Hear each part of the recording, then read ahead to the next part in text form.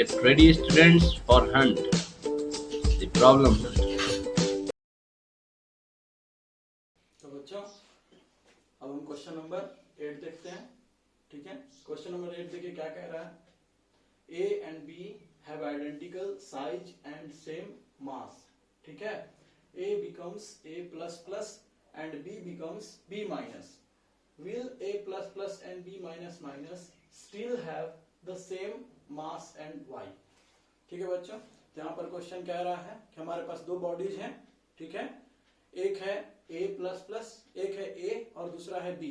ठीक, अब यदि A बन जाता है A प्लस प्लस और B बन जाता है B माइनस माइनस, यानी इसका मतलब ये हुआ इफ यहाँ पर लगाना है इफ। इसका मतलब इनिशियली A और B पर कोई चार्ज नहीं था, लेकिन A 2 इलेक्ट्रॉन लूज कर रहा है, 2 इलेक्ट्रॉन लूज करके A बन जा रहा है A पर 2 प्लस यूनिट चार्ज और B पर 2 निगेटिव चार्ज आ जा रहा है। ठीक है, तो इसका मतलब A ने 2 इलेक्ट्रॉन लूज किए और B ने 2 इलेक्ट्रॉन्स गेन किए। ठीक है, अब क्वेश्चन कह रहा है कि क्या A plus plus and B minus minus still have the same mass. तो इनिशियली तो कह रहा था क्वेश्चन कि A और B दोनों आइडेंटिकल हैं, शेप और मास दोनों में, मास भी सेम है और शेप भी सेम है। ठीक है, लेकिन अब क्वेश्चन पूछ रहा है कि क्या जब 2 इलेक्ट्रॉन A ने लूज कर दिए यानी A प्लस प्लस बन गया और B ने 2 इलेक्ट्रॉन गेन कर लिया यानी B माइनस माइनस बन गया, तो क्या उनका मास सेम रहेगा? तो बच्चों ऐसा नहीं है, क्योंकि हम जानते हैं चार्ज के लॉस के साथ साथ किसका लॉस होता है? मास का लॉस होता है, क्योंकि इलेक्ट्रॉन का लॉस मींस मास का लॉस। ठीक है, तो यहाँ मास का भी लॉस होगा। इसीलिए देखिए मैंने आंसर में क्या लिखा है, no they will not have same mass, B minus minus has more mass as it has gained 2 electrons whereas A plus plus has lost 2 electron। ठीक है, तो इसके पास 2 इलेक्ट्रॉन एक्स्ट्रा है, इसके पास 2 इलेक्ट्रॉन कम है, इसलिए इसने इलेक्ट्रॉन के साथ साथ चार्ज भी गेन किया और मास भी गेन किया, और इसने चार्ज का भी लॉस किया और मास का भी लॉस किया। तो इस A का मास घट गया और B का मास बढ़ गया। ठीक है, ये देखिए बच्चों इस क्वेश्चन को, क्वेश्चन नंबर 9, ये आपके 2011 में पूछा गया क्वेश्चन है। ठीक है, देखिए क्वेश्चन क्या कह रहा है। क्वेश्चन कह रहा है can ever the whole excess charge of a body be transferred to the other, if yes how and if not why. ठीक है बच्चों, पहले आप इन दोनों क्वेश्चंस को और आंसर के साथ नोट कर लीजिए, फिर मैं इसे अच्छे से एक्सप्लेन करता हूं।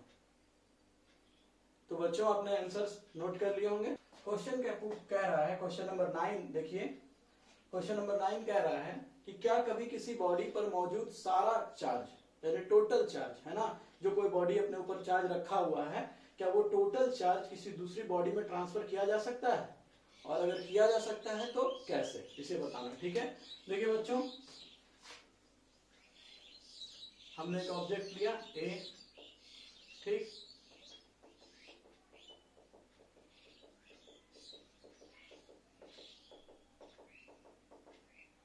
A पर देखिए बहुत सारा पॉजिटिव चार्ज है। किस तरीके से इस पूरे चार्ज को, A के ऊपर जो पूरा का पूरा चार्ज दिख रहा है उसे हम ट्रांसफर कर सकते हैं? तो इसका एक ही तरीका है बच्चों, जब हम इस पूरे A को किसी मेटेलिक बॉडी से इनक्लोज कर दें। ठीक है, मान लीजिए कि A कुछ भी हो सकता है। ठीक है, ये बॉडी कुछ भी हो सकता है, मेटल भी हो सकता है और नॉन मेटल भी हो सकता है, किसी भी तरह का बॉडी हो सकता है। ठीक है, लेकिन अगर सपोज दैट कि इस पर जो टोटल चार्ज है, इस टोटल चार्ज को हम किस तरह से दूसरे बॉडी में ट्रांसफर कर सकते हैं, तो अगर इस मटेरियल A को कोई मान लीजिए दूसरा बॉडी B जो कि एक कंडक्टिंग बॉडी है। ठीक है, तो जिस भी बॉडी के ऊपर चार्ज है अगर उसको एक कंडक्टिंग बॉडी इनक्लोज कर ले मतलब अपने अंदर समा ले। ठीक है, तो एक कंडक्टिंग बॉडी B ने A को अपने अंदर समा लिया। ठीक, और किसी भी तरीके से अगर A को B से किसी कंडक्टिंग वायर के थ्रू या कंडक्टर के थ्रू कनेक्ट कर दिया जाए तो A का सारा चार्ज B पर चला जाएगा। ये कैसे, ऐसा कैसे होगा? तो बच्चों मैंने इसे पढ़ा रखा है कि किसी भी मेटेलिक बॉडी के अंदर में चार्ज कहीं पर भी हो, लेकिन चार्ज मेटल पे हमेशा उसके सरफेस पर ही रिसाइड करता है। तो चार्ज सरफेस पर क्यों रिसाइड करता है? इसका कारण था कि मेटल्स के केस में चार्ज सरफेस पर इसलिए चला जाता है क्योंकि मेटल्स में फ्री इलेक्ट्रॉन्स होते हैं और वो फ्री इलेक्ट्रॉन्स चार्ज के फ्लो को अलाउ करते हैं, और चार्ज फ्लो रिपल्सन को कम करने के लिए चार्ज कहाँ चला जाता है? तो सरफेस पे चला जाता है। इसीलिए मेटेलिक बॉडी में हमेशा चार्ज उसके सरफेस पर ही एग्जिस्ट करता है। तो ये इसके रिजल्ट फलस्वरूप आपको ये देखने को मिलेगा कि एक सारा चार्ज कहाँ चला गया, बी के आउटर सरफेस पर। ये देखिए कुछ यूं आपको दिखेगा, है ना। ये इनिशियली ए नाम का एक बॉडी था जिसके ऊपर बहुत सारे चार्ज, मतलब जिसने अपने ऊपर एक नेट चार्ज रखा था और उसे एक मेटेलिक स्फीयर, एक मेटेलिक बॉडी ने इनक्लोज कर लिया। तो जब भी किसी मटेरियल जिस पर चार्ज है उसका चार्ज को अगर हम पूरे के पूरे चार्ज को ट्रांसफर करना चाहें किसी दूसरी बॉडी में, तो दूसरी बॉडी को क्या करना होगा, एक मेटेलिक बॉडी होना होगा और उसे पहली बॉडी को इनक्लोज करना होगा, ठीक है। और उसके बाद किसी भी कंडक्टिंग मटेरियल के थ्रू कनेक्शन स्टैब्लिश होते ही सारा का सारा चार्ज मेटल के आउटर सरफेस पर चला जाएगा। तो यही क्वेश्चन था आपके 2011 में पूछा हुआ क्वेश्चन है। देखिए इसका आंसर क्या लिखा है मैंने, yes the whole charge of a body से P, ठीक है, माना कोई बॉडी P था, can be transferred to a conducting body Q when P is enclosed by Q, ठीक है। जब P किसके द्वारा इनक्लोज किया जाएगा, Q के द्वारा इनक्लोज किया जाएगा यानी घेर लिया जाएगा, and is connected to it by a conductor, ठीक। अब इसका देखिए उसके बाद क्या लिखा है, this is because charge always resides on the outer surface of the conductor. यही उसका जवाब है, ठीक है। तो क्वेश्चन नंबर 9 भी आप अच्छे से समझ गए होंगे। अब हम मूव करते हैं अपने नेक्स्ट क्वेश्चन पे। देखिए बच्चों क्वेश्चन नंबर 9 क्या कह रहा है, क्वेश्चन नंबर 9 में देखिए, a copper slab of mass 2 gram contains 2 × 10⁻22 atoms, ठीक है। यानी एक कॉपर स्लैब है जिसका मास 2 ग्राम है और उस पर उसमें कितने सारे एटम्स प्रेजेंट हैं, 2 × 10⁻22 एटम्स उसमें प्रेजेंट हैं। The charge on the nucleus of each atom is 29 E। इसका मतलब बेसिकली वो सीधा कहना चाह रहा है कि हर एटम के न्यूक्लियस में 29 E चार्ज है, यानी 29 प्रोटॉन्स हैं। तो एटम्स में जितने प्रोटॉन होते हैं उतने ही इलेक्ट्रॉन भी होंगे। तो अगर 29 प्रोटॉन्स है तो 29 इलेक्ट्रॉन्स भी होंगे, ठीक है। यानी प्रत्येक एटम में जो कॉपर का जो स्लैब है, कॉपर स्लैब के प्रत्येक एटम में 29 इलेक्ट्रॉन्स प्रेजेंट हैं, ठीक है। अब आगे क्वेश्चन पूछ रहा है कि what fraction of electrons must be removed from the sphere to give it a charge of +2 microcoulomb. यानी +2 माइक्रोकूलम चार्ज हमें किसके ऊपर इंपोज करना है, कॉपर स्लैब के ऊपर, ठीक है। तो कितना इलेक्ट्रॉन्स, हमें कितने इलेक्ट्रॉन्स निकालने होंगे, यहाँ सिर्फ कितने इलेक्ट्रॉन्स निकालने हैं नहीं, क्योंकि देखिए कॉपर स्लैब एक न्यूट्रल मेटेलिक स्लैब है, ठीक है। उसके ऊपर हमें पॉजिटिव चार्ज क्रिएट करना है। तो पॉजिटिव चार्ज क्रिएट करने के लिए क्या करना पड़ेगा, पॉजिटिव चार्ज क्रिएट करने के लिए हमें इलेक्ट्रॉन्स उसमें से रिमूव करने पड़ेंगे। तो कितने इलेक्ट्रॉन रिमूव करने हैं, अगर ये पूछता तो ये तो बड़ा सिंपल था, Q = N × E लग जाता। वैसे भी क्वेश्चन सिंपल ही है, लेकिन फिर भी बच्चों यहाँ पर क्वेश्चन में थोड़ा सा चेंज कर दिया है लास्ट में पूछ करके। ये पूछ रहा है व्हाट फ्रैक्शन ऑफ इलेक्ट्रॉन्स। ये देखिए फ्रैक्शन ऑफ इलेक्ट्रॉन्स, ये बड़ा इंपॉर्टेंट है। Fraction of electrons must be removed. Fraction of electrons removed का मतलब हुआ कि टोटल नंबर ऑफ इलेक्ट्रॉन्स में से, कि कुल जितने इलेक्ट्रॉन्स अवेलेबल हैं, ठीक है, टोटल नंबर ऑफ कितने इलेक्ट्रॉन्स हैं 2 ग्राम कॉपर स्लैब में, उसमें से कितने इलेक्ट्रॉन्स निकाले गए, यानी फ्रैक्शन निकालना है आपको। तो बस सिंपल ही क्वेश्चन है, पहले हमें नंबर ऑफ इलेक्ट्रॉन्स कितना निकाला जाए ताकि इतना चार्ज उसके ऊपर आ जाए, ये कैलकुलेट करना है। उसके बाद उसे टोटल नंबर ऑफ इलेक्ट्रॉन से डिवाइड कर देंगे तो हमें फ्रैक्शन ऑफ इलेक्ट्रॉन्स मिल जाएगा। आइए देखते हैं, सॉल्व करते हैं इस क्वेश्चन को। सबसे पहले हम total number of electrons calculate करेंगे। Total number of electrons in the slab. देखिए बच्चों, यहां पर कह रहा है कि 2 ग्राम में, कॉपर स्लैब के 2 ग्राम में कितने इलेक्ट्रॉन्स हैं, कितने एटम्स हैं, इतने 2 × 10⁻22 एटम्स हैं। अब एक एटम में 29 इलेक्ट्रॉन है, ठीक है। तो 2 ग्राम में टोटल एटम्स कितने हैं, एटम्स की कुल संख्या है 2 × 10⁻22, ठीक है। और प्रत्येक एटम में इलेक्ट्रॉन्स है 29 इलेक्ट्रॉन। तो बताइए पूरे 2 ग्राम में जिसमें इतने एटम्स हैं कितने इलेक्ट्रॉन होंगे।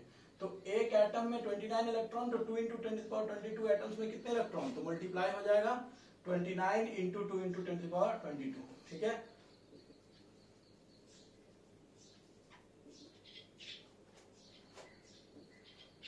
वही फॉर्मूला, Q = N × E, तो N =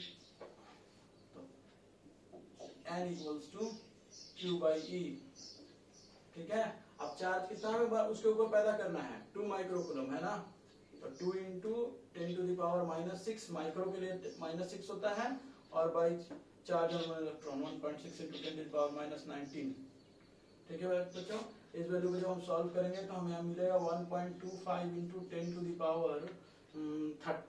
10⁻13 इतने इलेक्ट्रॉन्स। ठीक है, तो ये हो गए नंबर ऑफ इलेक्ट्रॉन्स रिमूव्ड। अब हमें क्या निकालने बोल रहा है, फ्रैक्शन ऑफ इलेक्ट्रॉन्स रिमूव। तो फ्रैक्शन के लिए क्या करेंगे, हम टोटल नंबर ऑफ इलेक्ट्रॉन से डिवाइड कर देंगे। Now fraction of electrons remove, fraction of electrons remove equals to number of electrons removed by total number of electrons.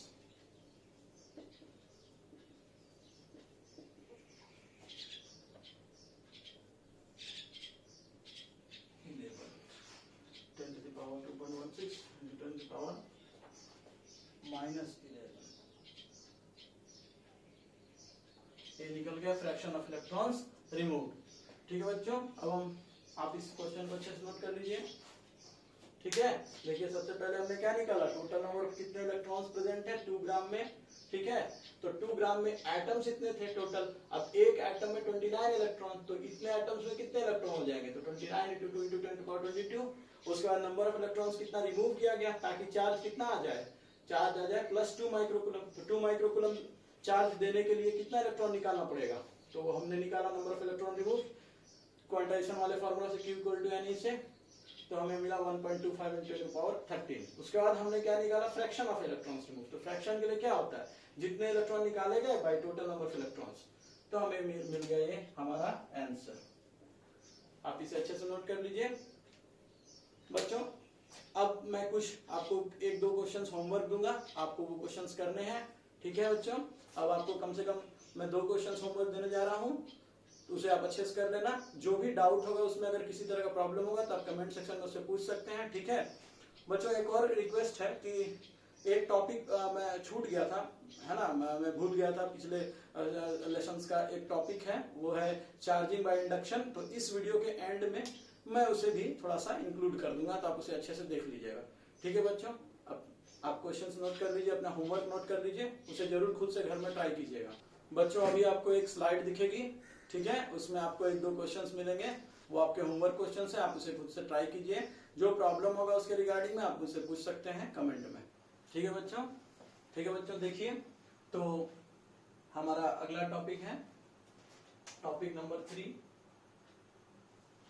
Charging by induction, है ना, चार्जिंग बाय इंडक्शन। देखिए इस method को समझने से पहले हम इंडक्शन को समझते हैं। इंडक्शन का लिटरल मीनिंग होता है इंड्यूस करना, मतलब थोपना। ठीक है, किसी चीज को आरोपित करना। ठीक है, बिना एक्चुअल कांटेक्ट के, जैसे कि मान लीजिए इन्फ्लुएंस करना, जैसे कि मैं अपनी बातों से मान लीजिए किसी दूसरे व्यक्ति को प्रभावित कर रहा हूं, है ना, बिना कांटेक्ट के जब कोई एक किसी भी तरह का प्रॉपर्टी दूसरे बॉडी में इंपोज कर दी जाती है। ठीक है, एक बॉडी में कोई प्रॉपर्टी पहले से मौजूद है, ठीक, और उस बॉडी के द्वारा किसी दूसरी बॉडी में, अदर बॉडी में वही प्रॉपर्टी बिना एक्चुअल कांटेक्ट के जब इंपोज कर दी जाती है, तो इस मेथड को हम क्या कहते हैं, इसे हम कहते हैं इंडक्शन। ठीक है, तो इंड्यूस करना मीन्स किसी प्रॉपर्टी को खुद से दूसरी बॉडी में ट्रांसफर करना विदाउट एक्चुअल कांटेक्ट। तो ये एकदम कंडक्शन का अपोजिट हो गया इंडक्शन, है ना। कंडक्शन में एक्चुअल कांटेक्ट होता है, इंडक्शन में नो कांटेक्ट एट ऑल, लेकिन प्रॉपर्टी का ट्रांसफर हो जाता है। कैसे, आइए देखते हैं। ठीक है, तो चलिए बच्चों देखिए, यहाँ पर कुछ पॉइंट्स मैंने लिख रखे हैं, जरा उन्हें देखते हूं। पहला है induction is a process by which a charged body can be used to create other charged bodies without touching them or losing its own charge। देखा बच्चों, पहले ही कहा था मैंने। अब पहला पॉइंट जो है ये बहुत इंपॉर्टेंट है। पहला पॉइंट जो है वो कंडक्शन और इंडक्शन के बीच में 2 बेसिक डिफरेंसेस बता रहा है। सबसे नंबर 1 डिफरेंस है कि यहाँ पर कांटेक्ट नहीं होगा, बिना कांटेक्ट का एक बॉडी दूसरी बॉडी को चार्ज कर देगा। एक चार्ज बॉडी है, वो दूसरी अनचार्ज बॉडी को चार्ज कर रहा है बिना एक्चुअल कांटेक्ट के। ये पहला डिफरेंस हुआ।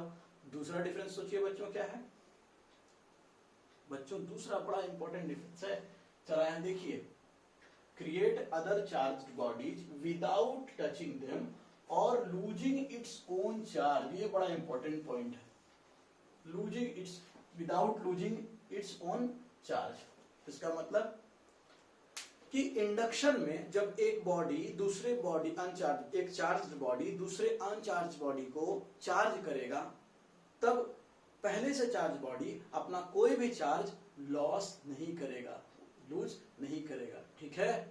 कंडक्शन में क्या हो रहा था बच्चों, याद कीजिए, कंडक्शन में एक चार्ज बॉडी था, वो दूसरे अनचार्ज बॉडी को जब चार्ज कर रहा था टच करके कंडक्शन के द्वारा, उस समय चार्जेस क्या हो रहे थे, डिस्ट्रीब्यूट हो जा रहे थे, है ना।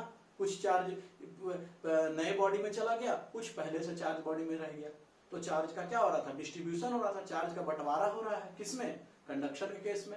लेकिन इंडक्शन में चार्जेस का डिस्ट्रीब्यूशन नहीं होता है, इंडक्शन में पहले से चार्ज बॉडी का चार्ज लॉस नहीं होता है, ठीक है। जो बॉडी पहले से चार्ज है उसके पास जितने चार्ज पहले थे उतने चार्ज इंडक्शन के बाद में भी रहेंगे, लेकिन अनचार्ज बॉडी पे चार्ज आ गया, यही इसको यूनिक बनाता है। तो दो मेजर डिफरेंसेस थे, ठीक। एक और डिफरेंस हम समझेंगे अभी जब हम उसे एलोबरेट करेंगे डायग्राम से, हम तब समझेंगे। एक और बहुत ही इंपॉर्टेंट डिफरेंस है, दो डिफरेंसेस आप अच्छे से समझ गए होंगे। पहला तो टचिंग वाला कि यहाँ पर कांटेक्ट नहीं होता है एक्चुअल, दूसरा चार्ज बॉडी अपना चार्ज, पहले से चार्ज बॉडी अपना चार्ज लॉस नहीं करता। तीसरा पॉइंट आइए हम कुछ देखते हैं।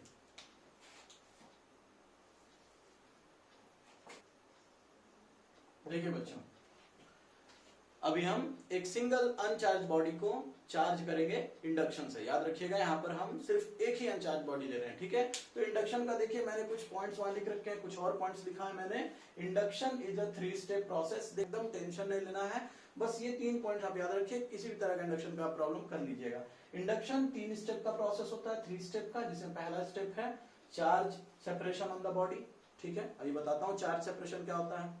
दूसरा है earthing of the body. Earthing means जब हम किसी बॉडी को किसी वायर के थ्रू या कंडक्टर के थ्रू अर्थ से कनेक्ट कर देते हैं, इसी प्रोसेस को अर्थिंग कहते हैं, ठीक है। Earthing means connecting a body, ठीक है, by the means of a conductor to earth, is called earthing. उसके बाद आ गया बच्चों तीसरा पॉइंट, डिस्कनेक्टिंग द अर्थिंग, ठीक है। आइए अब यहां पर हम देखते हैं। तो सबसे पहले ये रहा हमारा एक स्फीयर, नाम दे देते हैं हम ए से, ठीक है। हमारा ये स्फीयर जो है अनचार्ज है, तो अनचार्ज में क्या रहेगा, जितना पॉजिटिव उतना निगेटिव, ठीक है।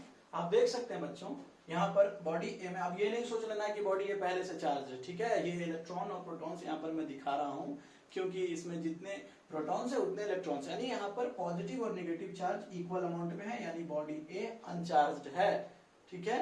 ये ठीक। अब देखिए इसके बाद हम यहाँ पर एक चार्ज, पहले से चार्ज बॉडी, ये क्या है, अनचार्ज बॉडी, अनचार्ज, ये अनचार्ज है, प्लस हम क्या बोल सकते हैं, अनचार्ज है means uniform distribution, uniform distribution of equal positive and negative charge, equal positive and negative charges, है ना। पॉजिटिव और नेगेटिव चार्जेस का यहाँ पर देखिए यूनिफॉर्म और इक्वल डिस्ट्रीब्यूशन है, ठीक है। जैसे ही अब यहाँ पर मान लीजिए कोई बॉडी नहीं है, ये फर्स्ट कंडीशन है, ठीक है बच्चों। देखिए यहाँ देखिएगा सेकेंड स्टेप। अब हम यहाँ पर पहले से ही एक न्यूट्रल बॉडी जिसमें चार्जेस बराबर अमाउंट में डिस्ट्रीब्यूटेड थे, उसके सामने एक negatively charge body, suppose that एक निगेटिवली चार्ज रॉड। देखिए ये जो पहले से चार्ज बॉडी होगा बच्चों, ये आपका मेटल भी हो सकता है, ठीक है, नॉन मेटल यानी इंसुलेटर या कंडक्टर कोई भी हो सकता है, इससे कोई मतलब नहीं है, ठीक है।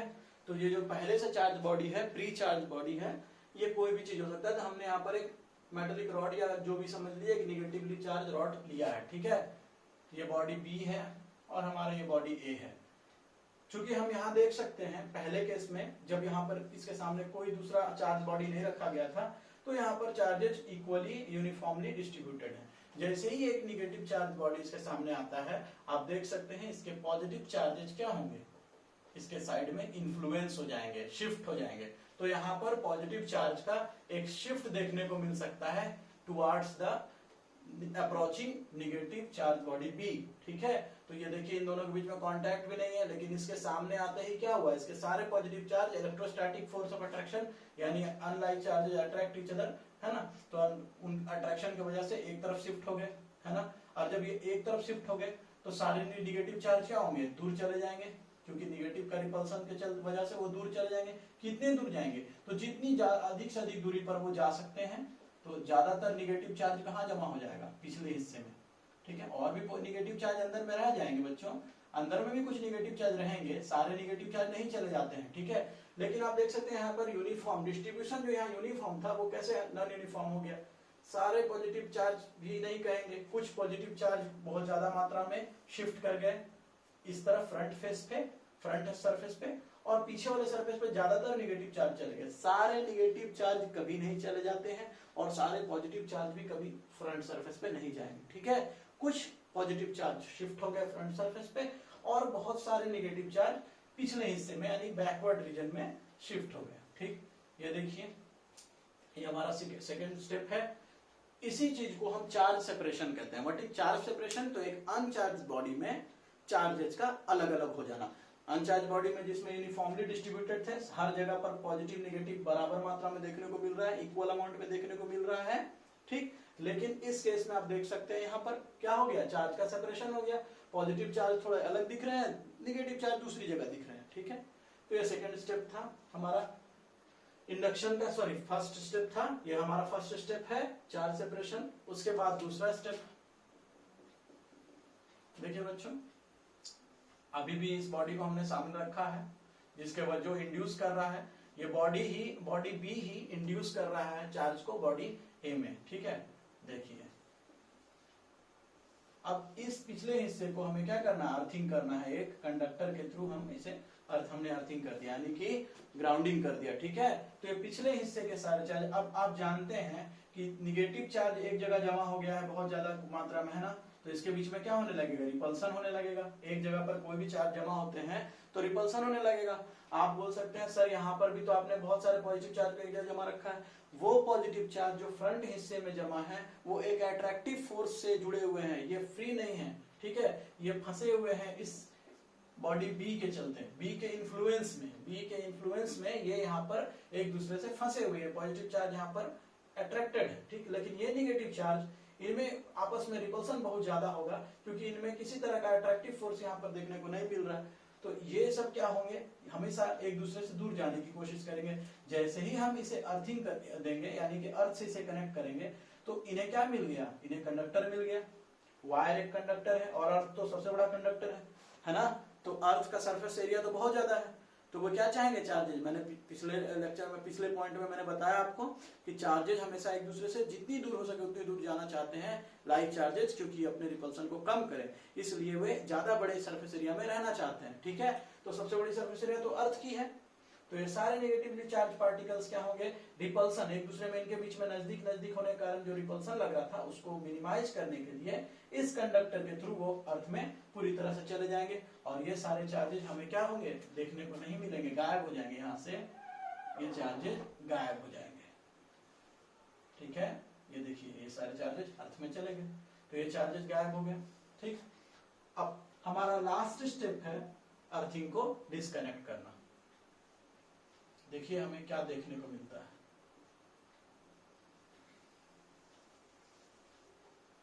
अर्थिंग हमने अर्थिंग को डिस्कनेक्ट कर दिया। तो बच्चों यहां पर आप देख सकते हैं इस स्टेप में कि निगेटिव चार्ज का ओवरऑल क्या हो रहा है, कमी हो रहा है। जब हमने अर्थिंग को डिस्कनेक्ट कर दिया, यहाँ पर हमने जो अर्थिंग था उसे हटा दिया, तो जब अर्थिंग को हमने डिस्कनेक्ट किया तो हम यहाँ पर क्या देख रहे हैं, अर्थिंग को डिस्कनेक्ट करने से क्या हो रहा है, हम यहाँ देख रहे हैं कि अभी भी पॉजिटिव चार्ज जो है इस निगेटिव चार्ज वाले भी जो ये मेटालिक रॉड है बी, है ना, उस रॉड के इन्फ्लुएंस में है और अभी भी उसी एक तरफ एक ही डायरेक्शन में नॉन यूनिफॉर्म डिस्ट्रीब्यूशन है, यानी यहाँ पर अभी भी चार्ज सेपरेशन है। इस स्टेप में भी चार्ज सेपरेशन देखने को मिल रहा है, स्टेप नंबर 4 में भी चार्ज सेपरेशन देखने को मिल रहा है। ठीक है, क्योंकि इन्फ्लुएंसर अभी भी यहाँ पर है, अभी भी इसके इन्फ्लुएंस में है। ठीक, तो इस चार्ज सेपरेशन को खत्म करने के लिए हम क्या कर सकते हैं, अब हम इसे हटा सकते हैं। अब जब हम इस बी नाम के रॉड को हटाएंगे तो फाइनली हमें क्या मिलेगा,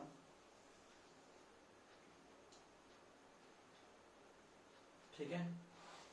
तो हमें देखिए क्या मिला, एक चार्ज स्फीयर ए, ठीक है, जिसपे पॉजिटिव चार्ज बहुत ज्यादा अमाउंट में देखने को मिल सकते हैं, यानी कि नॉन यूनिफॉर्म डिस्ट्रीब्यूशन हो गया। देखिए हमने शुरू किया था कहां से, यूनिफॉर्मली डिस्ट्रीब्यूटेड एक बॉडी था, है ना, एक स्फीयर था, मेटेलिक स्फीयर था, ए जो यूनिफॉर्मली डिस्ट्रीब्यूटेड था। यहाँ पर मेटेलिक स्फीयर ए क्या हो गया, यहाँ पर भी इसमें चार्ज था, चार्ज का वहां यूनिफॉर्म डिस्ट्रीब्यूशन था, और यहाँ पर चार्जेस क्या हो गया, नॉन यूनिफॉर्मली डिस्ट्रीब्यूटेड है, ठीक है।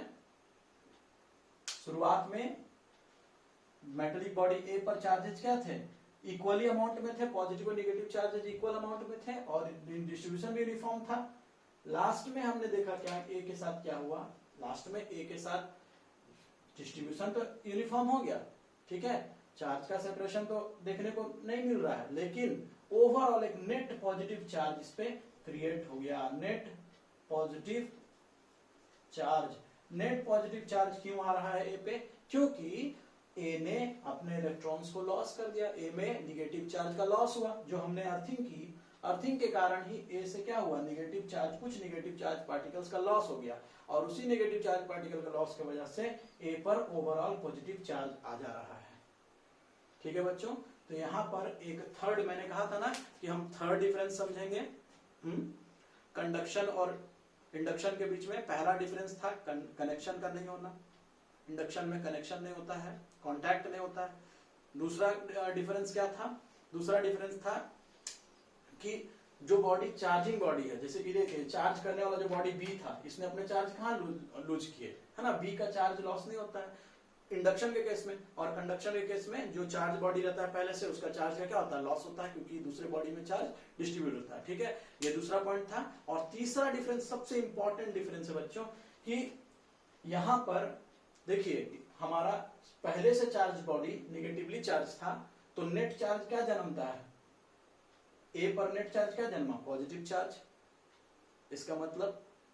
इसका मतलब ये है बच्चों कि हम अपने जिस बॉडी को चार्ज करना है, ठीक है, इंडक्शन में हमेशा चार्जिंग बॉडी, जो चार्ज करने वाला बॉडी है, जो अनचार्ज बॉडी को चार्ज कर रहा है, वो अपने से अपोजिट चार्ज इंपोज करता है, यानी इंडक्शन में अनचार्ज बॉडी पर, ठीक है, जो बॉडी पहले से चार्ज है उसके रिस्पेक्ट में अपोजिट चार्ज जन्म लेता है, ठीक है। हमने लिया था शुरू में एक चार्ज निगेटिव बॉडी, और इसी के इन्फ्लुएंस की वजह से हमारा स्फीयर ए क्या हो रहा है, चार्ज हो रहा है। तो स्फीयर ए को चार्ज करने के लिए हमने जो निगेटिवली चार्ज बॉडी दिया था, उसने किस तरह का चार्ज जन्मा दिया, ए पर किस तरह का चार्ज जन्माया, उसने ए पर पॉजिटिवली चार्ज क्रिएट कर दिया, एक नेट पॉजिटिव चार्ज क्रिएट किया, यानी अपने से अपोजिट चार्ज। ये बहुत इंपॉर्टेंट है, जबकि कंडक्शन में ऐसा नहीं होता है। कंडक्शन में पहले से चार्ज बॉडी पर जो चार्ज रहता है वही चार्ज वो कंडक्ट करता है दूसरी बॉडी पर भी, लेकिन इंडक्शन में पहले से चार्ज बॉडी अपने से अपोजिट चार्ज को इंपोज करता है अनचार्ज बॉडी में, ठीक है। तो एक बहुत सुंदर क्वेश्चन होता है, अगर हमारे पास एक स्फीयर है ए, तो हम किस तरह का, ए पर अगर हम निगेटिव चार्ज इंपोज करना चाहते हैं, तो हम पहले से चार्ज बॉडी को किस तरह का बॉडी लेना चाहेंगे, तो हम पॉजिटिव चार्ज बॉडी लेना चाहेंगे।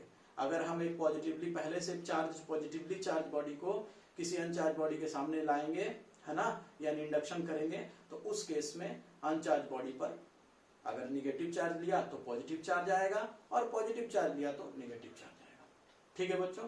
यही था इंडक्शन, और उम्मीद करता हूं कि आप इंडक्शन और कंडक्शन के बीच में बड़े अच्छे से डिफरेंस को समझ लिया होगा आपने, है ना, ठीक है बच्चों। तो अब हम मिलते हैं अपने नेक्स्ट क्लास में।